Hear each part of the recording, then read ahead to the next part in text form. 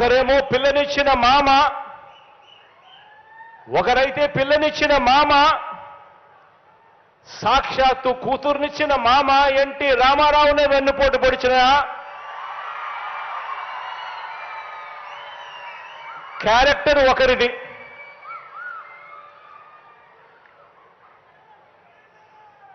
ప్రతి ఎన్నికల్లోనూ ప్రజలకు రంగురంగుల మేనిఫెస్టో చూపిస్తారు. ప్రతి ఎన్నికల్లోనూ ఆ తర్వాత ఎన్నికలు అయిపోయిన తర్వాత ప్రజలను మోసం చేస్తా ఉన్నారు. ఇలాంటి వెన్నుపోట్లు పొడుస్తా ఉన్న ఈ చంద్రబాబు ప్యాకేజీల కోసం తన వారిని తాకట్టు పెడతా ఉన్న ఈ దత్తపుత్రుడు వీరిద్దరి కుటిల నీతిని ఏ ఒక్క పేద కుటుంబమైనా, ఏ ఒక్క పేద కులమైనా వారి వల్ల ఎప్పుడైనా ఎదిగిందా అని అడుగుతా ఉన్నా. ఎదగగలుగుతుందా అని చెప్పి కూడా ఆలోచన చేయమని అడుగుతా ఉన్నాను. ఇటువంటి క్యారెక్టర్ లేని, విశ్వసనీయత లేని ఇలాంటి వ్యక్తుల పరిపాలనలో ఏదైనా ప్రజలకు మంచి ఎప్పుడైనా జరుగుతుందా అని అడుగుతా ఉన్నాను. ఆలోచన చేయమని అడుగుతా ఉన్నా. వీరి చరిత్ర మరికొంత వివరంగా కూడా, వీరి చరిత్ర గురించి మరికొంత వివరంగా కూడా చెప్తాను. చంద్రబాబు ఈ మనిషి వయసు 75 సంవత్సరాలు. 14 సంవత్సరాలు ఈయన ముఖ్యమంత్రిగా పనిచేశాడు. 3 సార్లు ముఖ్యమంత్రి అయ్యాడు. మరి 14 సంవత్సరాలు ముఖ్యమంత్రిగా పనిచేసిన ఈ వ్యక్తి, 3 సార్లు ముఖ్యమంత్రి అయిన ఈ వ్యక్తి మరి కేవలం 4.5 సంవత్సరాలు పరిపాలన చేసిన మీ బిడ్డతో ఢీకొడుతున్నాడు. మరి మీ బిడ్డతో కేవలం 4.5 సంవత్సరాలు పరిపాలన చేసిన మీ బిడ్డతో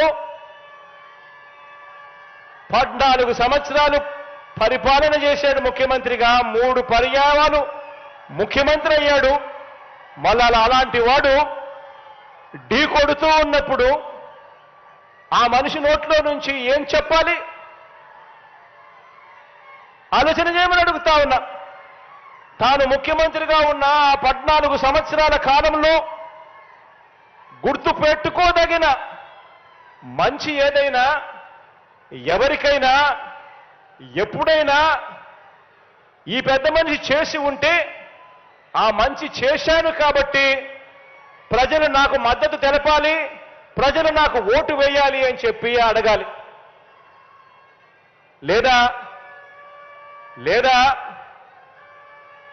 మన అమ్మఒడి, మీ బిడ్డ హయాంలో అమలవుతా ఉన్న అమ్మఒడి కంటే మెరుగైన పథకము తాను అమలు చేసి ఉంటే, నా 14 సంవత్సరాల కాలంలో అమ్మఒడి కంటే కూడా మెరుగైన పథకం నేను అమలు చేశాను అని చెప్పి ఓటు అడగాలి. లేదా మన పొదుపు సంఘాల అక్క చెల్లెమ్మల కోసం మీ బిడ్డ హయాంలో అమలవుతా ఉన్న వైఎస్ఆర్ ఆసరా కంటే ఇంకా మెరుగైన స్కీమ్, ఇంకా మెరుగైన కార్యక్రమం తాను ఒకవేళ అమలు చేసి ఉంటే ఆ ఫలానది నేను అమలు చేశాను అని చెప్పి ఓటు అడగాలి. లేదా మీ బిడ్డ హయాంలో వైఎస్ఆర్ చేయూత కంటే ఇంకా మెరుగైన స్కీమ్ ఏదైనా తాను చేసి ఉంటే ఆ ఫలానిది నేను చేశాను అని చెప్పి ఓటు అడగాలి. లేదా మీ బిడ్డ హయాంలో మాదిరిగా ఏకంగా 31 లక్షల ఇంటి స్థలాలు నా అక్క చెల్లెమ్మల పేరుతో రిజిస్ట్రేషన్ చేసి ఇచ్చాం మీ బిడ్డ హయాంలో. అందులో కడతా ఉన్న ఇల్లు అక్షరాల మరో 22 లక్షల ఇల్లులు కడతా ఉన్నాం. ఇంతకన్నా ఇంకా మెరుగైన కార్యక్రమం ఆయన ముఖ్యమంత్రిగా ఉన్నప్పుడు, 14 సంవత్సరాలు ముఖ్యమంత్రిగా ఉన్నప్పుడు 3 సార్లు ముఖ్యమంత్రి అయ్యుండి కూడా తాను చేశాను, ఇంతకన్నా మెరుగైన కార్యక్రమం చేశాను అని చెప్పి ఓట్లు అడగాలి. లేదా మీ బిడ్డ హయాంలో ఇవాళ అమలవుతా ఉన్న డీబీటీ కార్యక్రమం నేరుగా మీ బిడ్డ బటన్ నొక్కుతా ఉన్నాడు. నేరుగా 2,45,000 కోట్ల రూపాయలు నేరుగా నా అక్క చెల్లెమ్మల బ్యాంకు ఖాతాల్లోకి పోతా ఉంది. ఎక్కడ లంచాలు లేవు, ఎక్కడ వివక్ష లేదు. నేరుగా నీ బిడ్డ బటన్ నొక్కుతా ఉన్నాడు.